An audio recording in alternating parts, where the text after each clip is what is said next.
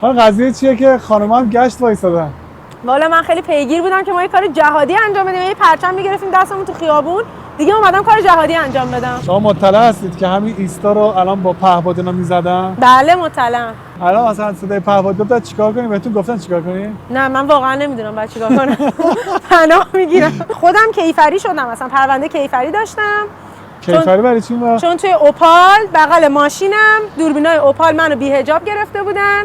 بعد یه روز برای من SMS کیفری اومد، رفتم خیابون مطهری امنیت اخلاقی. بعد رفتم طبقه بالا، اونجا گفت تصاویر منو نشون دادن، گفتن این شمایی چرا بی‌حجابی؟ گفتم ببخشید.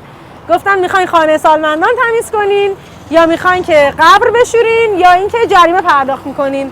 من گزینه جریمه رو از رو میز برداشتم. چقدر بود جریمه‌ش؟ 5 میلیون تومان جریمه نقدی. بله.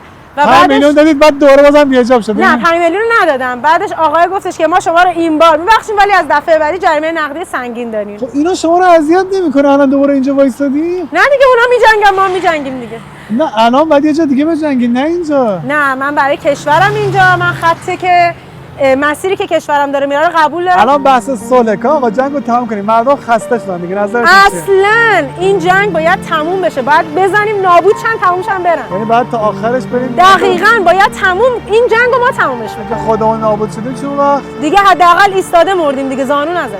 یعنی شما اوکیید که خودمون نابود شیم ولی جنگو ادامه بدیم؟ ما نابود نمیشیم، این موضوع اول. موضوع دوم اینه که ما حداقل تا آخرین لحظه‌ای که باید وایسیم میجنگیم تا پیروز بشیم و من مطمئنم که این پیروزی اتفاق میفته. دمتون گرم خدا. مرسی. بفرمایید. آره شیمی سخت گرفتم. مرسی که هستی. قربون شما.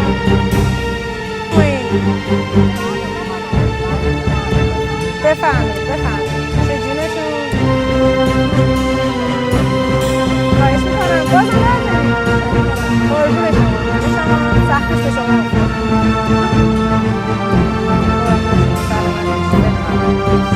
میشه جان. بله